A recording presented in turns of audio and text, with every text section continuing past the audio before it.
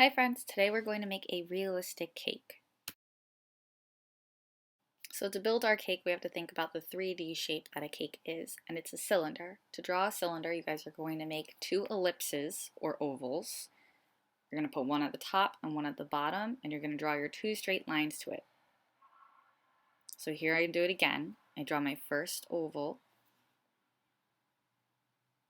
then I'm going to give it some space with my two lines, and I'm going to draw my next oval. It's a great idea to practice your cylinder a couple of times on the back of your page, and notice I keep going around in that oval till I get the shape that I want. So you're working on those skinny ovals and the lines that connect them. Again, I practice another time, and you guys don't want a super tall skinny cylinder unless you want a super tall skinny cake. Think about the size of the cake that you want and what shape you want it to look like. Now I'm ready to draw my cake, and notice I make two marks because that's where I want both of my ovals to end, and I know I want my oval to take up all of that space on my paper for the top of the cake. So you can make two little lines if you want so that you know how far to stretch out your oval. Then I'm going to make my bottom oval. I know I'm working with a crayon. Make sure you're working in pencil first in case you make a mistake and you have to erase it.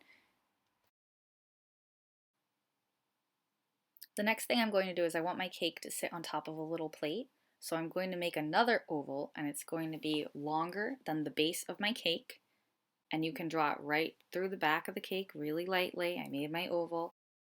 And I can't just have a cake floating through the air on a plate. So I added little bumps to make it look like it's sitting on a nice stand.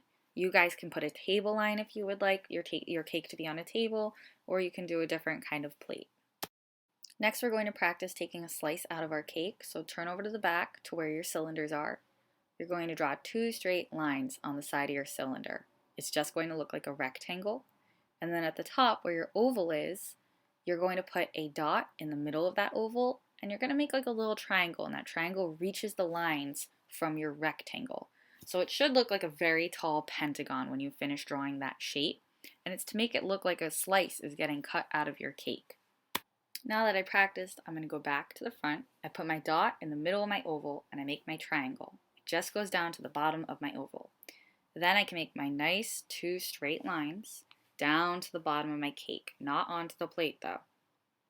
So now I have this pentagon shape like my cake is being cut. I'm just going to go over the lines that I need to darken my cake.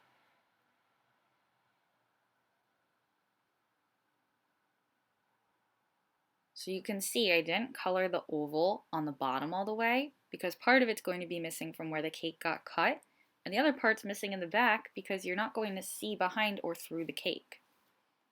You can draw some candles or decorations on top of your cake.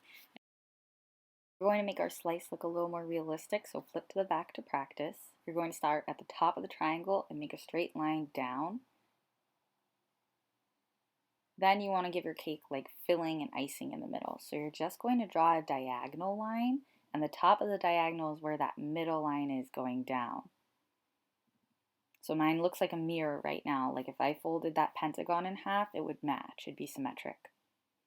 At the bottom, I make a triangle shape because there's not going to be cake on the plate at the bottom. It's going to look like it's going back.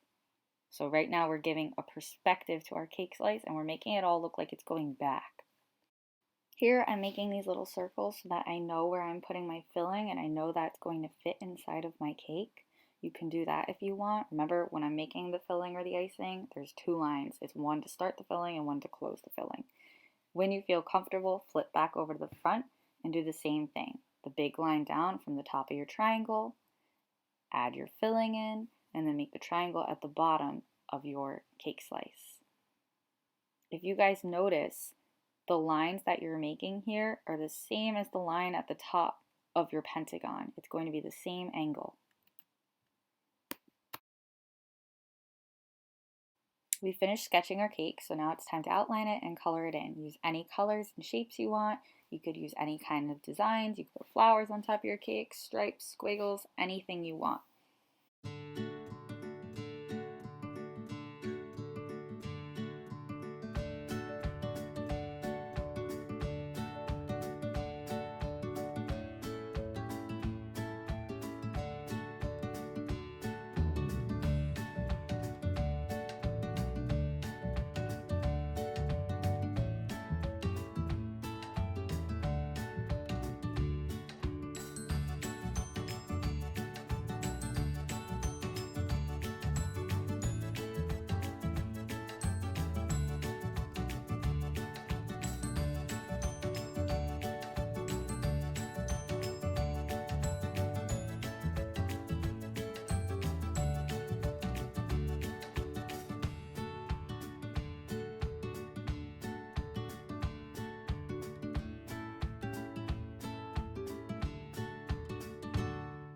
In my cake, I'm using a lot of shadow, so I'm coloring darker in some places because I want to make it look more realistic. When you're watching me color, I'm sure you'll notice which parts I'm colored darker. I colored the slice darker because I want it to stand out from the rest of the cake and I want it to look like it has a shadow and it's going inside of the cake. Piece of cake. You're all done. Make sure you color your background. Try to send me a picture of it so I can see your work. I'm sure you did a wonderful job today.